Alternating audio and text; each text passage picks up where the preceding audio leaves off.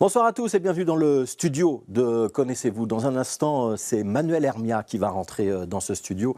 Il a 3 projets à vous présenter, 3 albums qui vont sortir en l'espace de quelques semaines. Manuel Hermia est saxophoniste. On vous emmènera ensuite au théâtre des Riches-Clairs pour une pièce qui s'appelle Biopic. Nous en parlerons avec celui qui en est à la fois l'auteur, le metteur en scène et un des acteurs. Il s'appelle Bruno Borsu. Il sera également parmi nos invités. Puis troisième proposition ce soir, le groupe Jaune Toujours. Nous recevrons Pete Maris qui est le leader de ce groupe qui sort un nouvel album qui s'appelle Vertigo et qui le présentera dans quelques jours également à l'ancienne Belgique. Notre micro ouvert avec une poétesse, elle s'appelle Nora Balil. On parlera de paix et de dignité avec elle. C'est Connaissez-vous, nous sommes partis.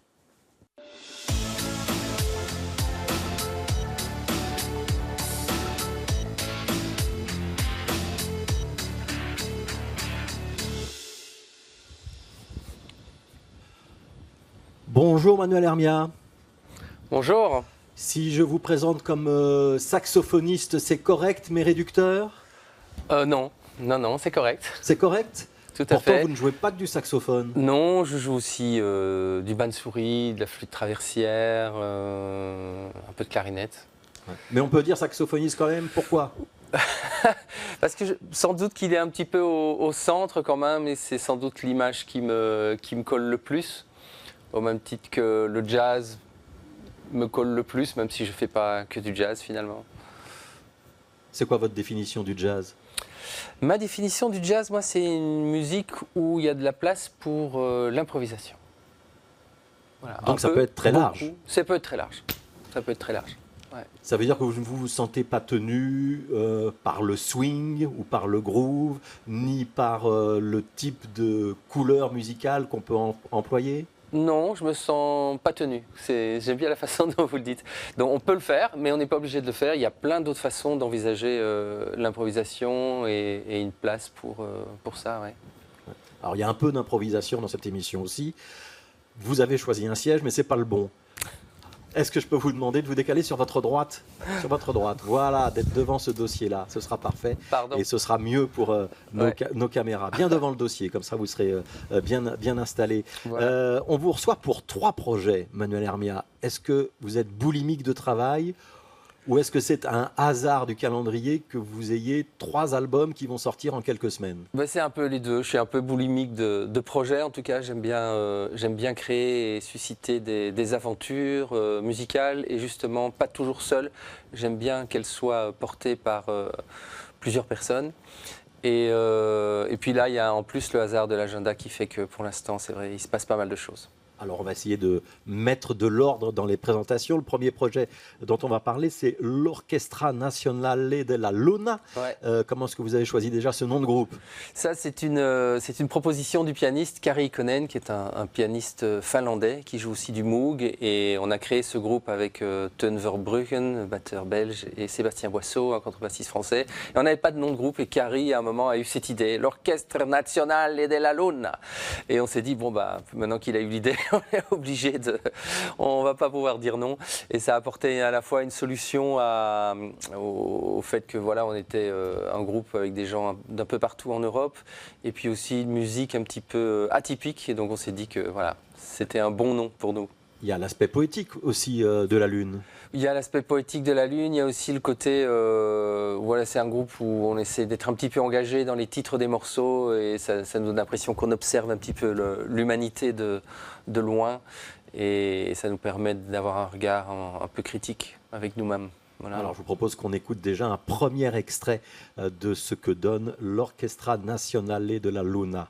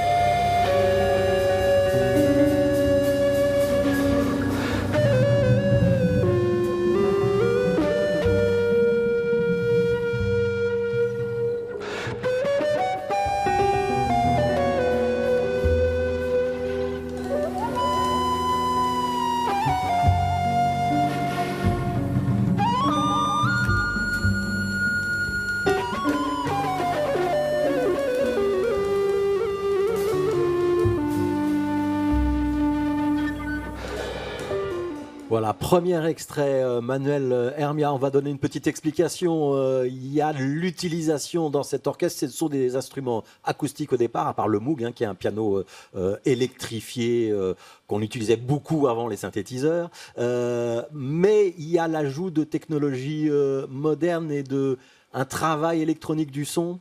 Oui, il y a quelques pédales d'effet simplement sur les flûtes qui, dans ce cas-ci, qui les distorsionnent avec un petit delay. Et voilà, on ne fait pas ça de façon systématique sur tous les morceaux, mais dans ce groupe-ci, je le fais avec les flûtes et les bandes-souris de façon à avoir quelques textures un peu différentes. Et en fait, la Luna, c'est vraiment un quartet classique au sens du terme, basse, batterie, piano, sax, flûte. Mais on essaye d'ouvrir le chant à tous les niveaux, tous les paramètres musicaux. On pense les textures, on essaye de penser d'autres façons de gérer le rythme, d'autres façons de générer les structures des morceaux, d'autres façons de générer le langage mélodique. Voilà, on part un petit peu en exploration comme ça à tous les niveaux, tout en ayant un groupe finalement dans sa forme assez classique, quoi. Vous êtes d'accord pour dire que dans cette exploration, quand on écoute l'album, on va sentir des influences arabisantes, par moments des influences indiennes aussi? Oui, oui, forcément, ça fait un petit peu partie de notre bagage à tous. Kari Konen a inventé un ustensile qui s'appelle le macchiano et qui permet d'accorder le piano sur tout ce qui est microtonal, donc de créer des quarts de ton comme dans certaines gammes arabes qu'on appelle les makams. Le bansuri et le saxophone se prêtent aussi à ce type de langage, donc on ne s'en empêche pas. Mais on va aussi puiser dans les musiques contemporaines et dans des systèmes un petit peu autres, quoi. Ouais. Bansuri, pour ceux qui ne connaissent pas, vous pouvez le décrire? Oui, le bansuri, mais ça ressemble à la flûte traversière, mais c'est en bambou et c'est la flûte classique de l'Inde du Nord. Ouais. Dans ce qu'on vient d'entendre, ça donne une musique très douce, très élégante, aérienne, on aurait dit planante à une certaine époque. Vous êtes d'accord avec tous ces adjectifs? Oui, oui, tout à fait, tout à fait. Après, il y a des choses un petit peu plus mouvementées dans l'album aussi, mais oui, oui. Ah bah alors justement, on va écouter un autre extrait pour voir le contraste.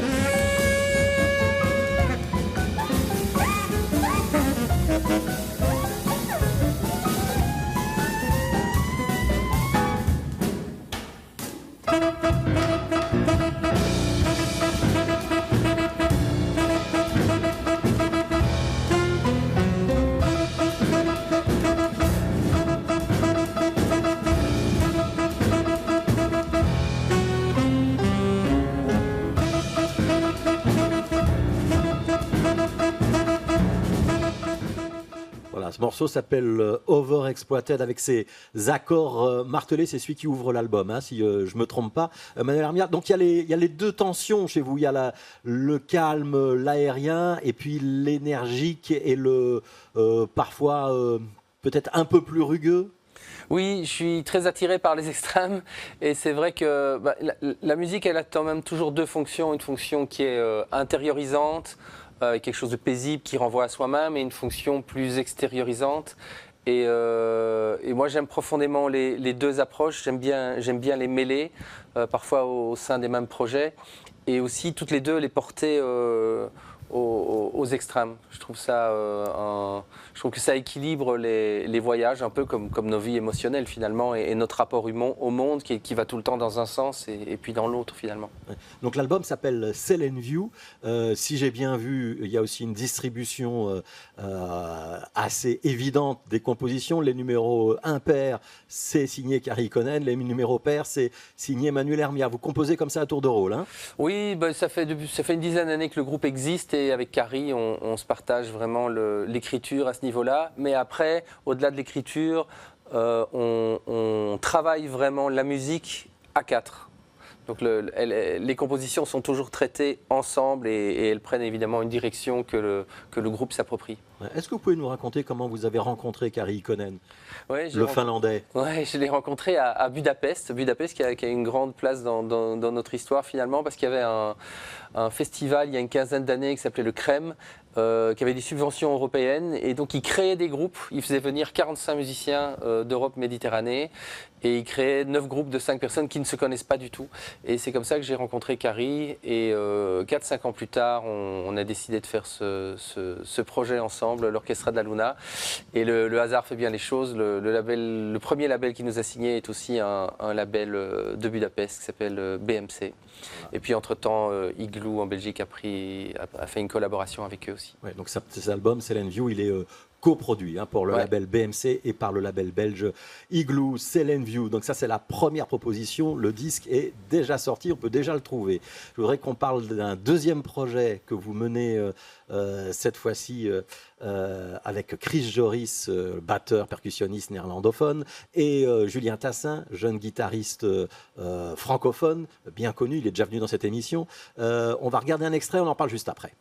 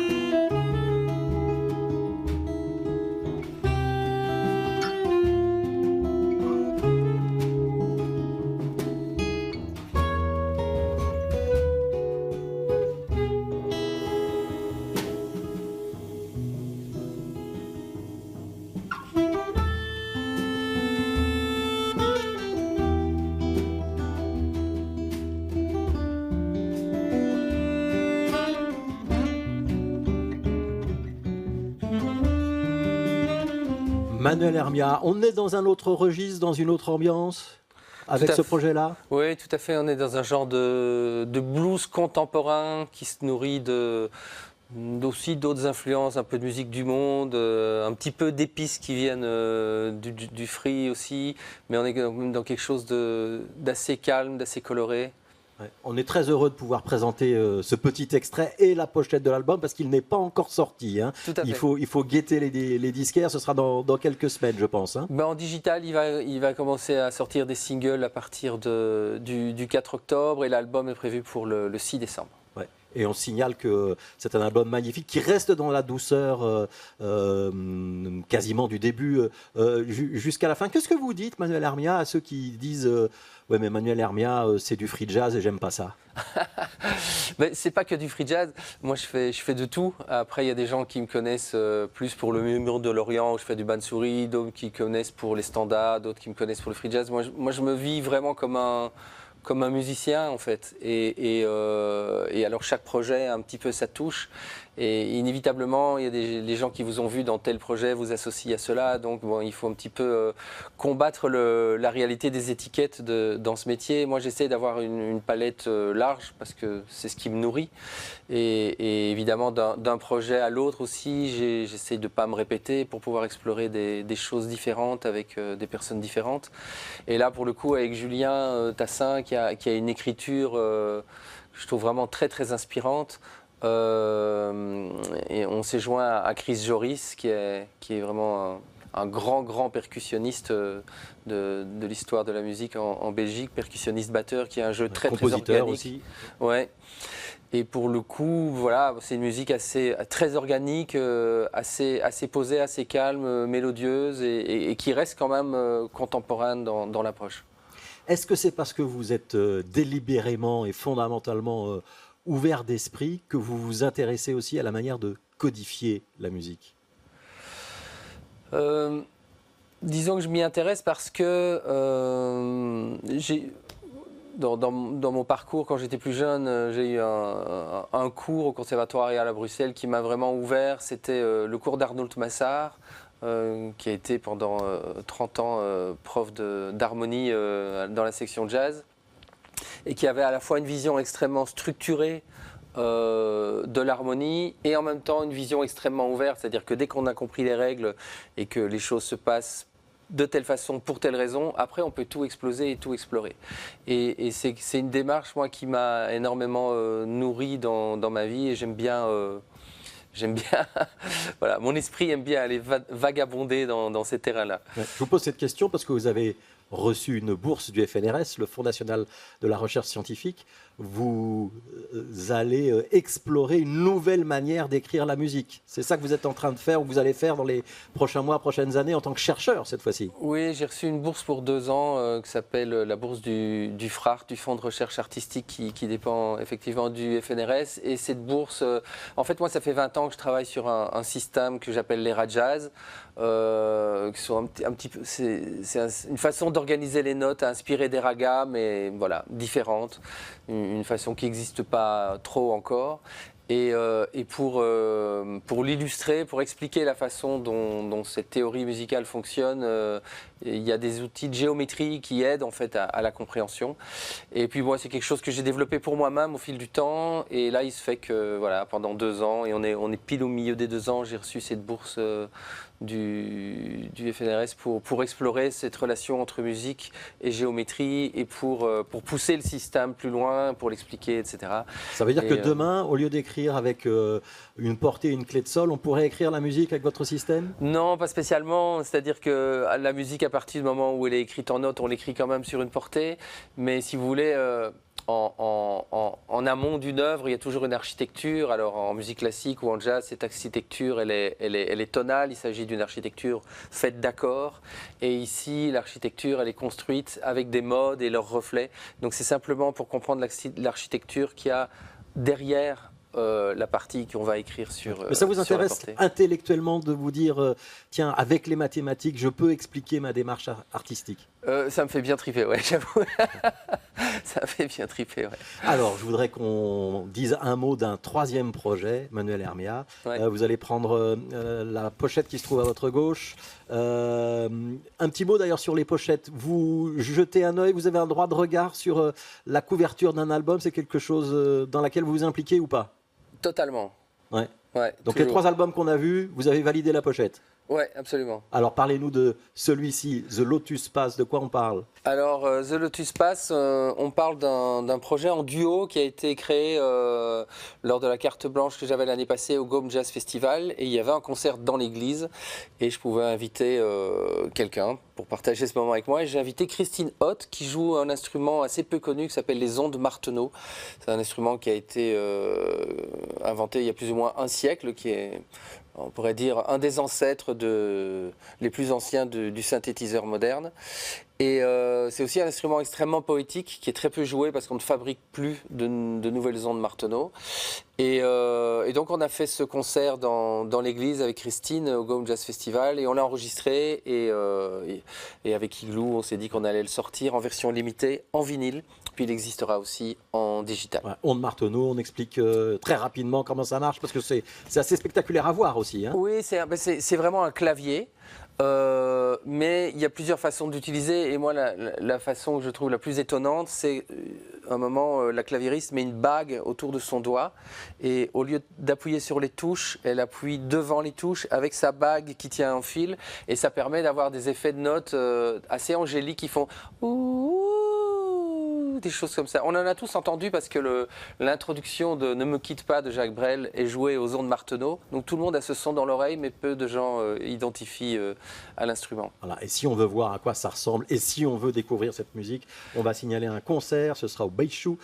C'est une petite salle qui se trouve dans les sous-sols de Tour et Taxi. Ce sera le 24 octobre. Merci beaucoup Manuel Hermia pour ces 3 très beaux projets. C'est une musique qui, dès qu'on l'écoute, nous apaise et nous élève en même temps. Merci pour ça. Est-ce que vous avez le temps de temps en temps d'aller au théâtre?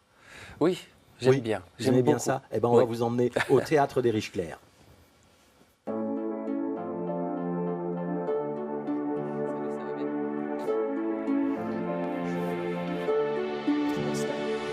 Alors, est-ce qu'on peut vous proposer de vous asseoir en face, Bruno? Bruno Borsu, juste en face de Manuel Hermia. Ça va faciliter votre communication. Vous pouvez vous présenter, Bruno? Je m'appelle Bruno, je suis comédien principalement et pour la première fois j'ai écrit un spectacle avec un ami, Patrick Michel, et je suis aussi responsable de sa mise en scène même si j'ai eu beaucoup d'aide de différents intervenants. Et ce spectacle, la première, est mercredi prochain, il s'appelle Biopic. Voilà. Et vous êtes aussi sur scène? Je suis aussi sur scène, oui, c'est ça. Donc je joue dans le spectacle et en même temps je l'ai donc écrit et mis en scène, en partie en tout cas. Est-ce que la musique de Manuel Hermia vous a parlé? Oui, j'ai trouvé ça très intéressant à découvrir. Ouais. Les différents projets, en plus, impressionnant d'avoir autant de cordes à ton arc ou de flûtes. Je ne sais pas très bien comment je pourrais dire. Alors, on va présenter Biopic. C'est ni plus ni moins que d'essayer, comme auraient dit les Monty Python, de découvrir le sens de la vie. C'est ça, en fait, on l'a même découvert et on va juste présenter les résultats de notre recherche au public, aux spectateuristes, à partir de mercredi. Et on espère ainsi pouvoir libérer l'humanité de sa mort psychique certaine, puisqu'on pense que ça va aider tout le monde à aller de l'avant, quoi. Ouais. Voilà. C'est premier, deuxième, troisième degré? C'est un peu tous les degrés en même temps. C'est à la fois premier degré parce qu'en fait on a vraiment cherché avec Patrick pendant 5 ans. On s'est vraiment attelé à chercher le sens. Et pourquoi on s'est attelé à chercher le sens? C'est parce que ça partait d'une nécessité. Enfin, moi, chacun a ses angoisses existentielles. Moi, il se trouve que je suis particulièrement fasciné par l'infiniment grand et l'infiniment petit. Et en fait, quand on compare nos existences à ça, on ne peut pas s'empêcher d'arriver à la conclusion que objectivement nos vies n'ont pas vraiment de sens puisque c'est jamais qu'une petite étincelle dans l'infini. Vu l'immensité de l'univers, vu l'immensité du temps qui s'écoule, nous on vit et puis en fait c'est déjà fini et c'est très très court. Et donc il y avait une sorte de nécessité de dire ok, mais pourquoi? Alors pourquoi est-ce que si jamais de toute façon je vais mourir et qu'en fait dans 1 million d'années l'humanité se sera éteinte et en fait tout ce qu'on fait ne sert à rien, pourquoi est-ce qu'on est là? Et donc on s'est dit ok, il faut vraiment qu'on trouve parce que ça va pas. Et on a quand même trouvé quelques petites pistes au fur et à mesure de notre recherche, hein, Manu. Du coup, je vais pouvoir te révéler le sens. Tu repartiras différemment aujourd'hui. Et celui qui est le principal truc qu'on a trouvé, parce qu'on voulait aussi trouver un sens qui soit non religieux, hein, ça faisait partie des objectifs. Hein, donc, on a puisé pas mal dans la matière scientifique. Et il y a une chose qu'on a trouvée, c'est que s'émerveiller du non-sens, ça peut faire sens.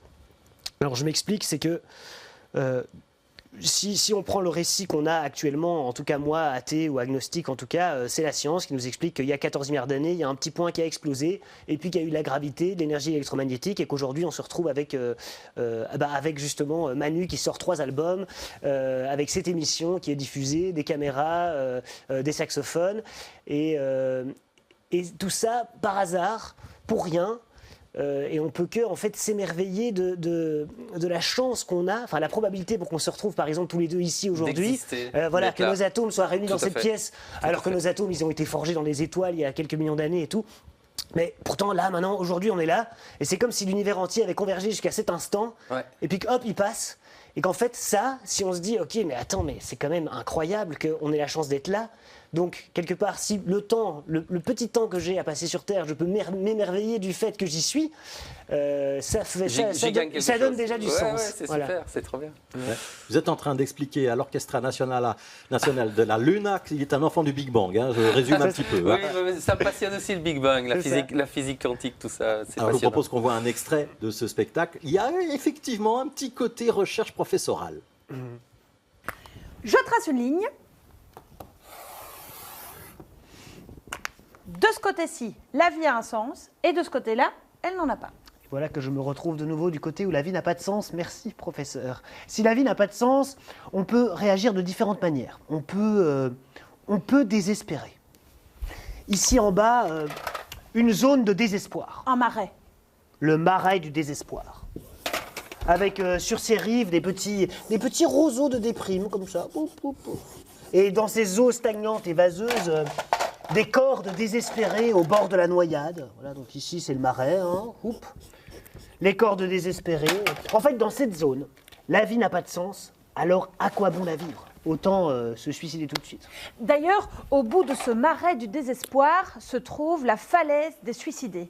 C'est de là que les plus désespérés sautent quand ils atteignent le bout du bout, quand ils n'en peuvent vraiment plus. Il faut vraiment imaginer les cordes désespérées qui viennent buter contre la falaise et qui, dans un effort ultime, se hissent par-dessus et puis viennent, paf, s'éclater ici en bas de la falaise. Et du coup, au pied de la falaise, forcément, il y a pas mal de cadavres en décomposition, ça pue, il y a des mouchettes, il y a de la chair en Heureusement, décomposition. c'est une toute petite zone. Oui, bien sûr. Parce que si la vie n'a pas de sens, je peux réagir de plusieurs manières.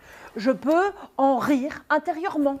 Ici, la prairie de l'ironie. La prairie de l'ironie. La vie n'a pas de sens, mais j'en ris, je me marre, je m'en moque, je me fends la pêche. Et au sommet de la montagne de la réjouissance se trouve le pic de l'émerveillement. La vie n'a pas de sens et c'est d'autant plus incroyable. Il y a 14 milliards d'années, il y avait juste un petit point.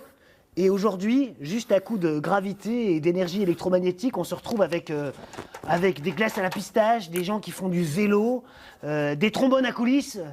Je veux dire, la probabilité pour qu'on soit réunis dans cette pièce, elle était quasi nulle. Et pourtant, on est là.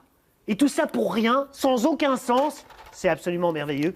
Et ce pic de l'émerveillement, il penche du côté du sens, puisque... Voilà, Manuel Hermia, qu'est-ce que vous avez compris? Est-ce que vous êtes client? Je suis client, j'ai envie de tout voir. On vous a posé deux petits extraits là.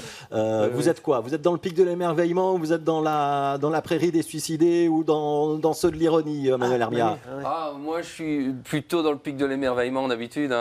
C'est clair, c'est clair. Après, c'est vrai que c'est des questions, moi, qui m'habitent toujours. Pourquoi on est là? Qu'est-ce qu'on fait là? Comment ça se fait qu'on ait pu traverser tout l'espace-temps? Quel sens à notre vie? Pourquoi aussi est-ce qu'on est en train de tout foutre en l'air en 2 générations? Voilà, c'est des grandes questions. Et je trouve ça super de pouvoir aborder des vraies questions de fond comme ça, avec humour. Mais je voyais que tu faisais aussi la mise en scène. Et ça je me demandais comment tu travaillais le regard extérieur sur toi-même, sur ton texte. En fait, il y a un regard extérieur justement qui vient, une aide à la mise en scène. Il y a 4 personnes qui sont venues au fil du projet, du temps, des 3 années. Donc il y a eu Paul Mosseret, David Scarpuzza, Zoé Hansen et Florence Guillaume. En fait, c'est quasi impossible de se regarder jouer. Et c'est même pas très concluant en général. Donc c'est nécessaire d'avoir quelqu'un qui vient regarder. Ouais. Après, moi, je vais quand même influencer la direction de la mise en scène. Donc faire des choix, par exemple, esthétiques, de scénographie, faire des choix de jeu aussi, de dire à la personne qui vient regarder, j'aimerais qu'on oriente le jeu dans cette direction-là. Et en fait, cette personne qui vient aider la mise en scène va plutôt essayer de me dire, tu voulais faire ça, mais là, c'est pas ça, il faudrait plutôt aller vers là pour qu'on arrive à ce que tu voulais, quoi. Et alors à la fin, donc au plus on se rapproche de la première, au plus il faut que je me concentre dans la partie de comédien, puisque sinon je ne sais pas jouer. Si je suis en train de penser à l'écriture du spectacle ou à la mise en scène au lieu de jouer, alors je n'arrive plus à me libérer et à jouer. Ouais. Et donc à un moment maintenant, il nous reste 2 jours de répétition avant la première mercredi. Je dois faire confiance complètement à Zoé Janssens qui nous accompagne donc, ces derniers jours. Et moi jouer à fond, puisque la meilleure chose que je puisse faire maintenant, c'est rentrer en connexion avec Louise et trouver ce plaisir de découvrir la pièce, redécouvrir la pièce en la jouant, quoi. Ouais. Louise Jacob, qui est sur scène avec vous. Vous campez 2 personnages de chercheurs. Alors, on ne sait pas s'ils sont au FNRS, ceux-là, mais ils cherchent. Et au début, on est dans quoi? C'est la jungle sud-américaine? C'est ça. En fait, on a planté. On est deux chercheurs, on est aussi deux amis, on est surtout deux êtres humains qui essayent de se dépatouiller avec le sens de leur existence. Et on a planté notre camping au milieu d'une forêt et on cherche le sens sérieusement. Donc voilà, Irma Morin nous a installés dans un univers coloré, flashy. Un peu délirant. Ouais. Et en fait, le fait qu'on soit dans un camping, c'est parce qu'on raconte, en fait, on se raconte, on projette du sens sur des éléments qui n'en ont pas. C'est pour ça qu'on utilise des objets qu'on détourne. Bon, c'est un peu le principe du théâtre en général, hein, mais on n'a pas un vrai vivarium sur le plateau, on a un vivarium qui est une piscine gonflable, parce qu'en fait, ce qu'on est en train de faire, c'est d'essayer de projeter du sens sur du non-sens, de rajouter des couches à la réalité, un peu comme on doit le faire dans notre vie quotidienne, puisqu'en fait, objectivement, tout ça n'a pas de sens, donc on est obligé un peu de donner du sens aux éléments qu'on rencontre dans le réel, quoi. Ouais. Ce qui est particulier quand même, Bruno, c'est que c'est à la fois foutraque, humoristique et qu'on peut le prendre vraiment comme une comédie, ouais, mais qu'il y a quand même un petit fond de philosophie. Un prof de philo, il pourrait y emmener ses élèves et on pourrait obliger les élèves à faire une dissertation sur votre spectacle, mine de rien. Bah, je pense que oui, je pense qu'il y a un fond philosophique, effectivement. Il n'est pas toujours... Et il n'est pas toujours clair. Enfin, en tout cas, en fait, à un moment, j'ai dû gommer les références parce que ça donnait trop, parce qu'il y a beaucoup de références à Nietzsche dans le spectacle, par exemple, mais il y a des choses qui ne sont pas citées parce que sinon ça devient trop lourd. Je voulais en faire quand même un objet qui soit digeste, qu'on passe un bon moment, qu'on passe une heure à se poser des questions sur le sens, tout en s'amusant et en délirant, en fait. Parce qu'en fait, est-ce que ce n'est pas ça le sens? Est-ce que c'est pas se réunir pour délirer ensemble, pour se raconter une histoire, pour s'amuser, pour écouter un concert, hein. Ça peut faire partie des choses qui font sens pour moi, se réunir dans une pièce pour se sentir vibrer ensemble. Et donc ça, c'était plus important que l'aspect conférencier. Le terme délirer, ce verbe délirer, est-ce que ça existe pour vous, Manuel Hermiat? Quand vous faites de la musique, il y a des moments de délire ou jamais? Oui, oui. Oui, beaucoup. Il y a des moments de second degré total. Et puis je trouve que justement, c'est bien de pouvoir allier des vraies questions profondes avec des formes où on s'écarte, quoi. Voilà. Je trouve que moi ça me fait vraiment triper ce genre d'approche où les questions du coup elles sont réveillées pour du vrai, même si on les aborde avec l'humour, quelque part ça les réveille. Et les extraits là suffisent moi à ce que ça titille des boutons qui fassent ah oui tiens c'est vrai. Bon, bah, voilà. Et vous je me demandais est-ce que ça vous donne du sens de l'avoir fait? Ah bah moi je pense que oui, les choses qu'on a découvertes, donc ce que je disais, l'émerveillement par exemple, c'est une vraie clé. J'ai l'impression que si un jour on se sent pas bien, on pense à ça, on se dit en fait c'est merveilleux, c'est merveilleux que ça existe, que tout ça existe, qu'on soit là. Je pense que c'est une vraie clé pour trouver du sens. Ouais. J'ai l'impression que ça a aidé dans la démarche. Bon après j'ai pas fait une psychanalyse en écrivant le spectacle, mais ça m'a aidé quand même à trouver du sens. À trouver du sens autour de nous. Le fait de se rassembler, par exemple, ouais. Je trouve que c'est vraiment ça qui fait sens. En fait, face à tout ce non-sens général, on ne peut que se connecter l'un à l'autre, se parler, se rassembler, se sentir partie d'un tout. Et c'est un peu ça qui manque aussi, c'est de là que venait aussi la nécessité d'écrire ce spectacle, c'est que c'est ça qui manque un peu dans notre société aujourd'hui. J'ai l'impression qu'on n'a pas vraiment de projet commun. Il y a un truc un peu où on nous pousse à quoi? Oui, à consommer, à se replier sur nos individus. Un peu tout. Hein. Ouais, voilà. Et donc il n'y a plus vraiment de projet qui nous fédère, quoi. C'était un peu ça aussi l'objectif du spectacle, c'était de répondre à ce truc de mais qu'est-ce qui nous emmène, qu'est-ce qui nous entraîne en tant que société aussi. Alors ce qui pourrait nous fédérer, c'est peut-être la musique. Bien sûr, la musique. Le chant et le langage. On va voir un petit extrait. Nos caracoles n'a jamais vu de vélo. Iva escolavus mojosus do. Iva escolavus mojosus do. Nos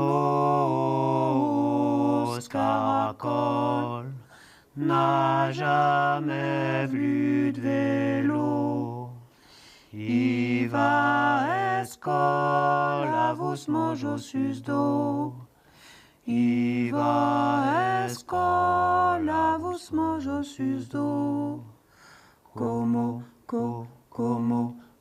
navus qu'il suchlir, como Alors Bruno Borsu, là il faut un petit mot d'explication. Qu'est-ce qu'on vient de voir? Alors, c'est un chant en wallon sur un escargot qu'a composé Louise Jacob, la comédienne du spectacle, et qu'on chante en hommage à notre créature qui est apparue dans notre vivarium pendant le spectacle, notre escargot. Voilà. Et comment on ne peut pas parler de la vie sans parler de la mort. Et donc ici, en fait, malheureusement, il y a un accident au cours de la représentation et notre escargot, notre création meurt. Et du coup, on l'enterre. Et on lui chante un petit chant en wallon. Donc ça veut dire notre escargot n'a jamais fait de vélo, il va à l'école avec sa maison sur son dos. Et c'est un hommage à notre escargot. Parce que la vie et la mort, c'est comme les deux faces d'une même pièce. En fait, on ne pourrait pas parler du sens de la vie sans parler un peu de la mort, puisque... On va préciser quand même que, comme dans toutes les bonnes productions, aucun animal n'a souffert pendant la réalisation du spectacle. Bien sûr, aucun escargot n'est... Je dois justement aller après l'interview chercher les escargots à Uccle. Est-ce qu'on vous a convaincu d'aller voir cette pièce, Manuel Hermia? C'est donc du 2 au 18 octobre au Théâtre des Riches-Clairs. Vous irez? Oui, évidemment, c'est très très tentant. Génial. Allez, on va vous proposer une autre démarche maintenant, Manuel. Il y a un autre disque sur votre gauche. Est-ce que vous pouvez vous en saisir? Absolument. Une autre pochette. Est-ce que vous pouvez nous dire ce à quoi ça vous fait penser? Et si vous devinez déjà ce que c'est, si vous connaissez ce groupe peut-être déjà? Moi, je connais ce groupe, c'est Jaune Toujours. Eh ben, on va accueillir Pete Maris.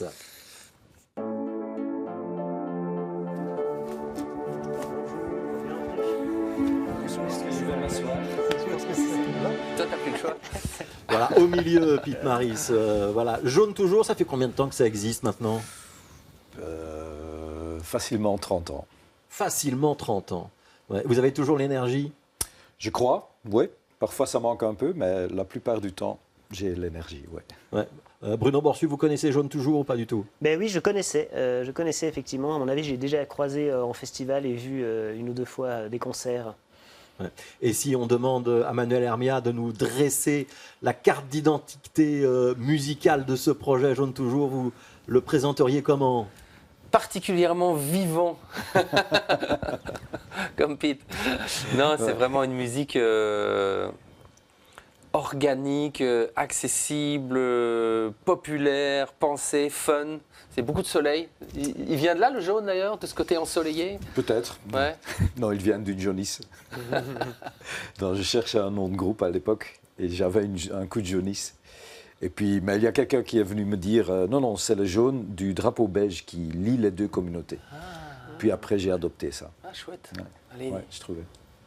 Qu'est-ce que vous avez pensé des propositions qu'on vous a faites dans cette émission jusqu'à présent, Pete Maris? Manuel Hermia, vous le connaissiez déjà? Est-ce que vous appréciez sa musique? Est-ce que Tout à fait. le spectacle sur le sens et le non-sens biopic, ça peut vous inspirer aussi? Est-ce qu'il y a un peu de votre type d'humour là-dedans aussi, un peu, non? Oui, c'est la chose qui nous occupe tous. Hein. Non, j'ai un peu suivi dans les coulisses.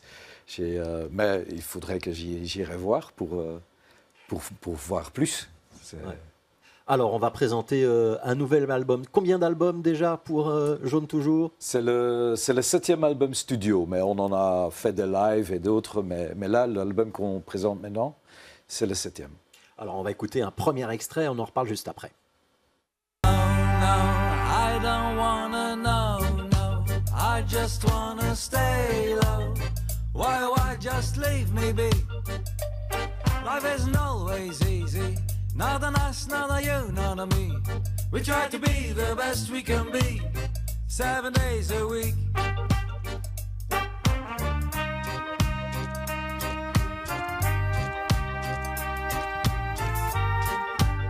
On donne le meilleur de nous-mêmes,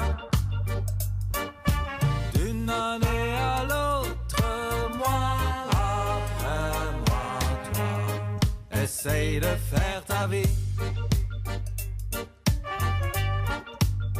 Et puis semaine après semaine, on n'y peut rien. Chaque jour a sa peine, bras dessus, bras dessous, bien perdu, bien connu, bras dessus, bras dessous. Lucky me, lucky you, no good enough to go. You don't wanna know show. Oh, why won't you go? Now don't be scared, just hold my hand. We won't get lost, don't look back.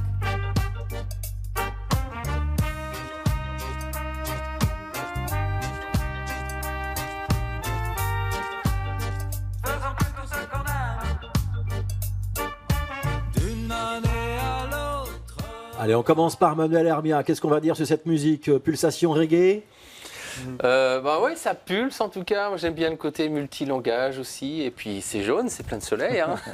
Ah ouais, c'est ce que j'allais dire. Effectivement, on y est tout de suite. On a envie de, on se voit en festival en train de boire une petite bière et de sautiller gaiement et de se rassembler aussi. Enfin moi, ça m'envoie dans un moment d'instant, quoi, justement pour parler de sens, d'instants qui font sens où tout à coup on est absorbé par quelque chose et on se pose plus de questions parce qu'on se laisse aller à un truc.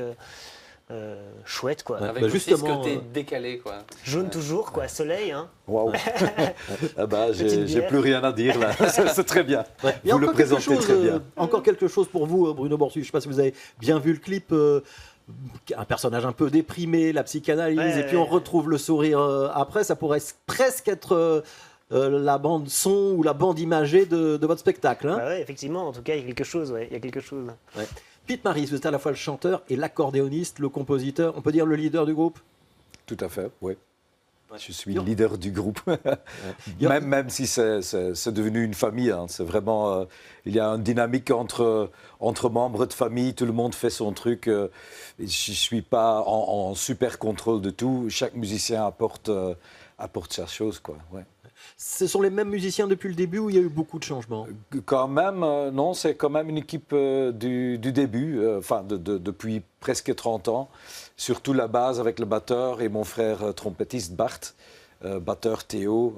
Avec ceux-là, on forme le noyau depuis 30 ans. Et puis tout le monde y est au moins pour 15-20 ans, quoi. Donc ouais, on fait du chemin.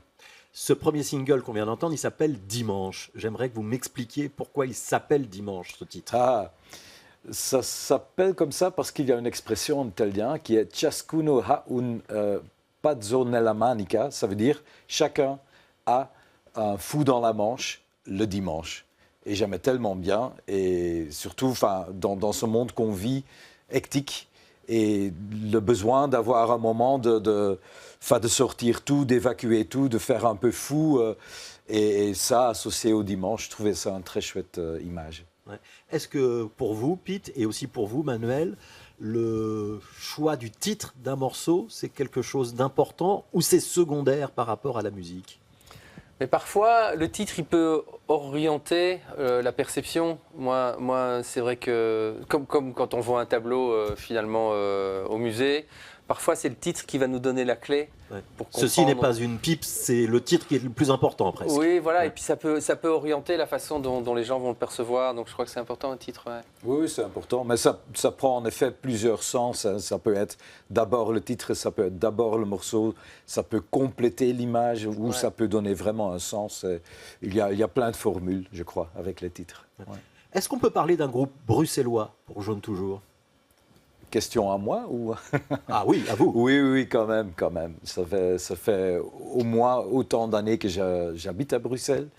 Et voilà, que j'ai toujours adoré cette ville, je l'adore toujours. Et je crois que ce qui entre dans notre musique, on fait que se nourrir de cette ville pour ce qu'on fait avec notre musique. Oui, c'est quand même très bruxellois. Ouais. Manuel Hermia, vous habiteriez ailleurs qu'à Bruxelles, votre musique serait la même ou pas pour vous? Non. Moi, j'aime la belgitude et je la sens nulle part aussi bien qu'à Bruxelles, en fait. Et moi aussi, dans ma famille, il y a les deux. Je suis un vrai Zinneke. Et puis, j'ai beaucoup d'amis à Bruxelles qui viennent de l'étranger. Je leur explique toujours que ce n'est pas juste des Flamands et des Wallons à Bruxelles. C'est des Latins et des Germains. Et c'est deux façons de penser très différentes qui se rencontrent ici. Plus le fait que c'est devenu une ville hyper cosmopolite qui s'est absorbée comme ça, plein d'influences. Donc moi, je me sens tellement bien ici.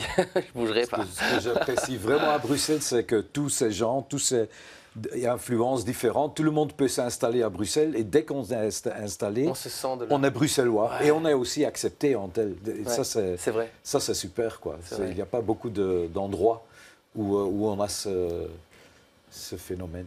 Ouais. Bruno Borsu, vous êtes d'accord avec tout ce qui vient d'être dit? Oui, effectivement. Je suis effectivement aussi très bruxellois et j'aime bien ce mix qu'il y a à Bruxelles et qui amène, je pense par exemple dans la pièce, l'humour qui est développé dans la pièce, dans Biopic par exemple, c'est de l'humour belge, bruxellois, enfin c'est un humour qui a du second degré. Ça peut rappeler les Monty Python aussi quand même par moments ce que vous faites. Oui, c'est vrai, mais il y a un côté quand même belge. En tout cas, j'ai l'impression qu'on a de la chance d'avoir une ville qui est une capitale avec cette richesse culturelle et en même temps qui reste une ville à taille humaine où on peut se croiser. Il y a plein d'avantages vraiment à vivre à Bruxelles. Alors ce nouvel album de Jaune Toujours, il s'appelle Vertigo. Et on va écouter un deuxième extrait. C'est justement ce titre-là, Vertigo.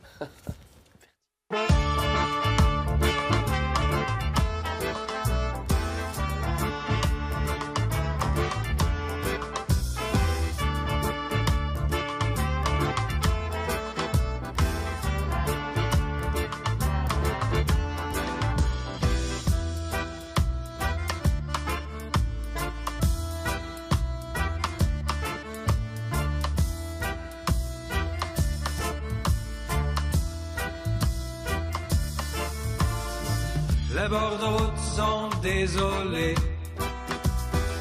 les migrants ne peuvent pas s'y cacher. On voit plus de verre qui colore la route, pas de poésie dans ce pays dérangé. Le monde si grand qu'il donne le vertige.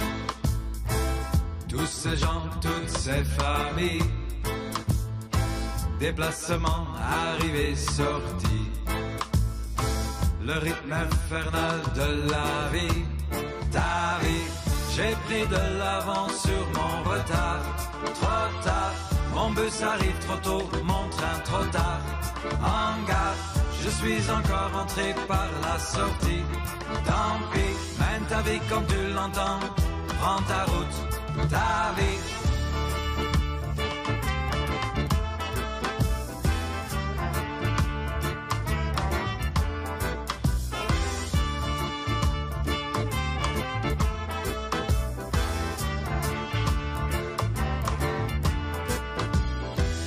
La tempête du destin bat son plein.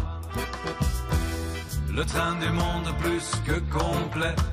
Allez, on commence par Bruno Borsu cette fois-ci. Première réaction. Bah ouais, Vertigo, voilà, moi ça me renvoie directement au vertige dont je parlais. C'est que oui, il y a tellement de gens, il y a tellement de. La ville est hyper animée, ça bouge dans tous les sens. Où est-ce qu'on est un peu noyé dans cet univers en fait. Et voilà, ça me parle évidemment comme thématique. Ouais. Pete Maris, je voudrais qu'on s'arrête un instant sur l'importance des cuivres dans votre musique. Ah, c'est très important. Je suis grand accro de fanfare depuis tout petit, mais mon frère avait déjà choisi la trompette. Donc, je devais me consacrer à l'accordéon. Mais l'envie est toujours restée et on a plein de cuivres dans Jaune Toujours. Ouais. Ouais. Qu'est-ce qu'on va voir à l'Ancienne Belgique le 2 octobre? Parce que ce sera la présentation de cet album. Vous serez tous sur scène? On sera tous sur scène. Il y aura toutes les chansons de l'album dans leur intégralité et même plus. Il y aura quelques invités. Ça va être une soirée très festive, très, très animée. Ouais. Je voudrais qu'on s'offre un petit plaisir. J'espère que vous ne m'en voudrez pas. Ce n'est pas extrait de cet album-ci. Mais je voudrais qu'on écoute un titre qu'on passe souvent, notamment sur la radio de BX1, parce que c'est un des titres qui nous définit le mieux. Et c'est Bruxelles, le monde appelle. C'est pas New York, c'est pas Anvers, c'est pas Paris, c'est pas pareil, Bruxelles ici. Et c'est Bruxelles. Bienvenue à Bruxelles, à première vue, n'est pas très belle, la capitale du Suriel. On te donnera le manuel. Et c'est Bruxelles, le monde appelle. C'est pas New York, c'est pas Anvers, c'est pas Paris, c'est pas pareil, Bruxelles ici. Yeah. Manuel Hermia, vous connaissiez ce morceau? Ouais, c'est trop bien. Moi, j'adore cet univers. Ça groove, ça pulse, en même temps, c'est décalé. Ouais, on te c'est trop donnera le chouette. manuel, il Et dit. Vertigo, Ouais, c'est ça. Vertigo, c'est un tube. C'est chouette. Puis moi, merci. je connais bien Bart aussi, le frère de Pete, qui est un trompettiste totalement extraordinaire. Hein. Il faut le dire, quoi, qui est tout terrain aussi. Ouais, Hein, tout à fait. Il est petit tout mot sur terrain. ton frangin, qui est quand même un grand monsieur, je trouve. Donc voilà, trop bien, Jaune toujours. Ici, Bruxelles, ça a combien de temps, ça? 20 ans, 20 ans ans. cette année-ci. Ouais. Et ce que j'aime bien là-dedans, c'est qu'il y a le côté décalé. C'était une influence des Gilles de Binche, en fait. J'adore les Gilles de Binche. Je trouve que chaque citoyen belge doit une fois dans sa vie aller vivre le carnaval de Binche ou dans la région.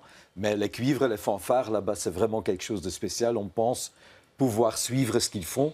Et puis, ils enlèvent un temps ou une note et c'est complètement décalé. Et on a voulu intégrer ça dans cette chanson, combiné avec le côté surréaliste de Bruxelles. Ouais, vous la jouerez à l'Ancienne Belgique le 2? Je crois qu'il y a une petite chance qu'on la jouera, ouais. Ça s'appelle Jaune toujours, Vertigo, titre donc de ce nouvel album qui sera présenté le 2 octobre à l'Ancienne Belgique. Merci beaucoup Pete Maris d'être passé dans ce studio. Merci à Manuel Herbia avec les 3 projets, l'Orchestra National de la Luna, le projet avec Julien Tassin et Chris Joris et ce concert au Bec Chou avec de l'onde Martonneau très bientôt. Et puis le 2 octobre, juste avant d'aller à l'Ancienne Belgique ou dans les jours suivants, puisque c'est jusqu'au 18, vous pouvez aller voir Biopic au Riche-Clair. Est-ce que vous avez passé un bon moment tous les 3? Mais oui, merci beaucoup. Extraordinaire. Tout à Merci fait. beaucoup, Découverte. Fabrice. Oui, hein. Alors, on va prolonger ce moment encore avec un poème. C'est Nora Balil qui va être avec nous pour un texte de son cru. Ça s'appelle « Dignité ».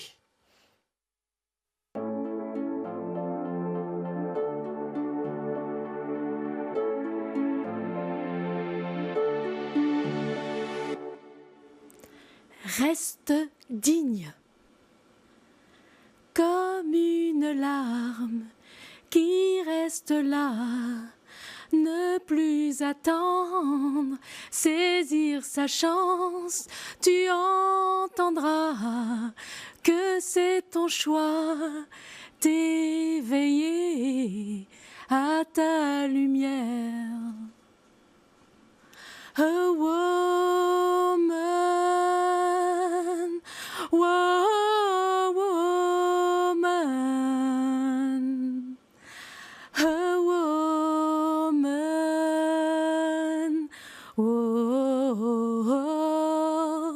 woman free. Reste digne, même si ta différence te fait basculer dans l'ignorance. Tu es de l'étoffe d'un arbre qui fleurit à l'ombre de tes pensées. Reste digne, n'éteins pas ta lumière alors que le monde voudrait te voir sombrer. Il n'y a qu'une seule vérité. Chacun détient en lui une parcelle d'un ciel d'été. Reste digne, même quand les regards racontent que tu n'es pas d'ici. Pourtant, ton essence est divine. Marche, cours, danse, crie, hurle, revendique, élève-toi en un chant sacré, un chemin où ta foi sera loyauté. Mais reste digne. Qu'importe les nuits sombres et froides et la sécheresse de tes jours où les larmes ne coulent plus. Qu'importe si tu tombes 1000 fois et te promets de ne jamais abandonner, s'inspirer du souffle premier. Reste digne. Qu'importe si tu sens la colère des êtres orageux et le doute d'une épreuve des plus malheureuses. Si tu dois prouver encore et toujours que tu as le mérite des âmes éveillées. Tu es bien plus que tes yeux ne peuvent voir. Tu es l'immensité de ta constance. Tu es la lueur dans un combat sans connaître le visage de l'ennemi. Tu es une parole libre, tu es une poussière d'humanité. Mais reste digne, surtout si ta différence est un basculement vers plus d'altérité. Reste digne. A woman, woman, a woman,